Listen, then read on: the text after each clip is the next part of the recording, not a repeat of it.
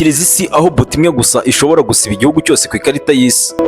Mu 1951 General Douglas MacArthur yari yiteguye guturitsa amabombe 50 ya kirimbuzi ku mupaka wa Korea. Uyu munsi mu 2026 amaso yose y'isi ari Tehran ni Mashhad.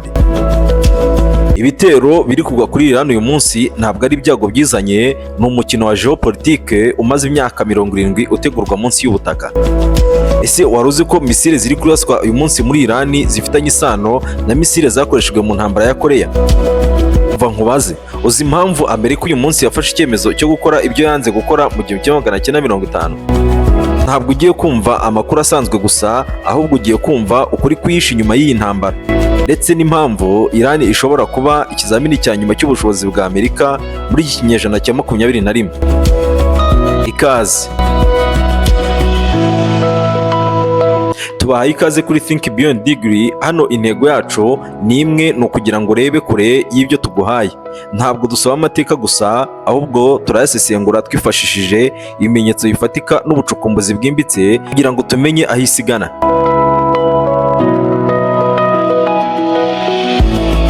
Niba ushaka kumva ibyo abandi batavuga kuri iyi ntambara ya Iran, fata agatebe wicare wiyumvire, kuko tugiye kwinjira mu mizi hamwe n'ingero 5 zifatika zerekana ko iyi ntambara ya Iran ari kopi neza y'intambara ya Korea, ariko noneho mu buryo bukaze kurushaho. Karutangire n'urugero rwa mbere, proxy warfare. Kurwana wifashishije abandi bantu atari wowe nyirizina wageze ku kibuga cy'imirwano. Urugero rwa mbere ni uburyo bwitwa proxy warfare muri Korea mu 1950. Amerika n'Uburusiya ntibigeze barwana amaso ku maso, ahubwo barwaniye muri Korea bakoresheje amaraso y'Abanyakoreya ndetse n'Abashinwa. Uyu munsi mu 2026 uyu mukino urakomeje, ariko urimo akandi gashya. Amerika n'inshuti zayo barinze imirongo itukura aho kurwana n'imitwe nka Hezbollah cyangwa Abahuti. Ubu bisasu biri kugwa neza i Tehran. Isano hano nuko Amerika uyu munsi yanzuye gukora preemptive strike, ni ukuvuga gukubita umwanzi mu rugo rwe mbere y'uko agira imbaraga. Iyi ni kopi y'umukino w'intambara wakiniye muri Korea, ariko noneho Amerika yahisemo kutazuyaza nka Harry Truman wari perezida wa Amerika mu 1951, kuko azi ko proxy war idahagije ngo ikemure ikibazo. Urugero rwa kabiri twavuga ni ukuba ufite ubwishingizi bw'intwaro kirimbuzi, mbese zo kwirinda. Korea y'Amajyaruguru yerekanye isomo ryo mu 1953 ko niba udafite intwaro za kirimbuzi, Amerika ishobora kugusenya isaha n'isaha. Iran yari imaze imyaka yigira isomo, ishaka bombe kugira ngo itazafatwa nk'uko byagendekeye Libya cyangwa Iraq. Ariko isesengura rya Think Beyond Degree ritwereka ko Amerika uyu munsi itagitegereje ibitero biri kuba kuri za centrifuge n'ibigo nka Natanz, no kugira ngo Iran itazigera igera ku rwego rwa Korea y'Amajyaruguru. Amerika ubiricuza ko itahagaritse Korea y'Amajyaruguru hakiri kare. Uyu munsi rero ntabwo yashatse gusubira muri iryo kosa kuri Iran. Mu bigaragara rero, iyi ni intambara yo kuburizamo imbaraga za kirimbuzi, kandi niyo ntwaro ikomeye Amerika iri gukoresha uyu munsi.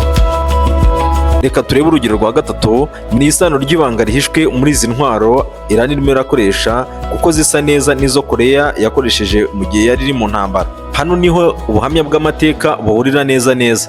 Inyinshi mu ntwaro Iran iri kurashisha uyu munsi zifite inkomoko muri Korea ya Ruguru. Misile zirambaraye, misile za Iran nka Shahab 3 ni kopi za Korea ya Ruguru nka Nodongo 1. Ubufatanye bw'ibihugu mu by'intwaro bumaze imyaka 30. Ibirindiro munsi y'ubutaka, Kim n'ingabo ze batangiye kubaka ibirindiro munsi y'imisozi kuva mu 1950. Iran nayo yubatse missile cities munsi y'imisozi miremire kugira ngo ihangane n'indege za Amerika.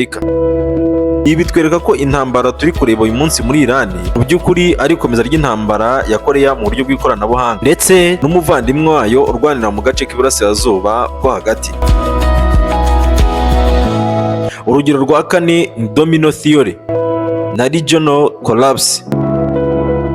Muri Korea, Amerika yatinye domino theory ko niba Korea yarabaye iya gikomunisiti, Aziya yose izaba irangiye Amerika ntawo izigera igenzura. Uyu munsi muri uyu mwaka bafite ubwoba busa n'ubwo ko muri Middle East byaba bizagenda uko, ariko itandukaniro riri hano muri Korea ariko itandukaniro hano ryo muri Koreya ho baciye umurongo wiswe izina rya 30 paralele ryagabanyijemo Koreya y'Amajyaruguru n'iy'Amajyepfo, Koreya igacikamo kabiri gutyo. Muri Iran uyu munsi Amerika ntabwo ishaka gusiga umurongo nk'uwo yaciye muri Koreya, ishaka guhindura ubutegetsi burundu kuko babonye ko gusiga umurongo nk'uwo baciye muri Koreya byababereye ibyago kugeza n'uyu munsi. Barashaka ko Iran isenyuka kugira ngo badasigira umwanzi icyuho nk'icyo basize mu 1953.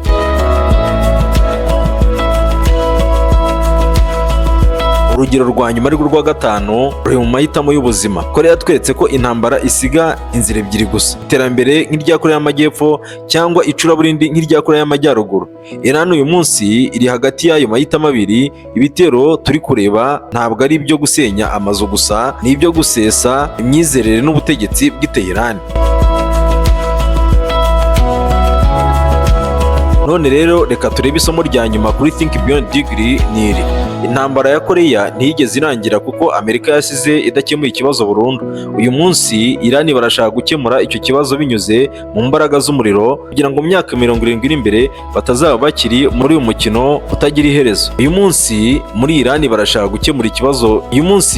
barashaka gukemura iki kibazo burundu binyuze mu mbaraga z'umuriro kugira ngo mu myaka 70 iri imbere batazaba bakiri mu mukino utagira iherezo. Wowe ubona ari iki cyatuma ibi birangira? Ese nuko Irani yahindura amatwara cyangwa nuko isi yose yakwinjira mu ntambara ya gatatu y'isi? Wandike igitekerezo cyawe muri komenti. Njye nitwa Think Beyond Degree, kanda subscribe kandi niyonzogera kugira ngo utazacikwa n'ikindi kiganiro. Iyi ni Think Beyond Degree, reba kure yifashishije ibyo uhawe. Murabeho, bye.